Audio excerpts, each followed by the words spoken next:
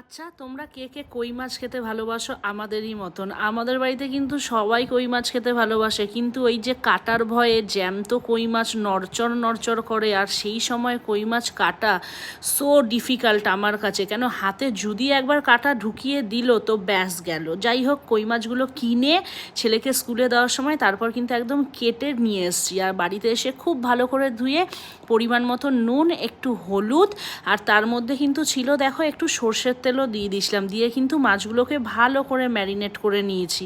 আর marinate করার পরেও কিন্তু কিছুক্ষণ রেখে দিয়েছিলাম যাতে মশলাটা, নুন হলুদটা ভালো করে মাছের ভিতরে ঢুকে যায়। আর তারপর সর্ষের তেলের মধ্যে মাছগুলোকে ভালো করে লাল লাল করে ভেজে নিয়েছিলাম। ওই যে তোমাদের বলেছি, মাছ লাল লাল করে না ভাজলে আমাদের বাড়িতে কিন্তু কেউ মুখেই দেবে না। আর তারপর একটা মাছের মশলা করে নিয়েছি। মাছের মশলা তো জানো, অ্যাজ ইউজুয়াল সেমই করি। আজকে খালি একটু অ্যাড ছিল পেঁয়াজটা বেটে দিয়েছিলাম, আর আদা লঙ্কা টমেটো পেস্ট ছিল, আর নুন হলুদ জিরের গুঁড়ো দিয়েছিলাম পরিমাণ মতন, দিয়ে মশলাটা ভালো করে কষিয়ে নিয়েছি একদম তেল বের হওয়া অবধি।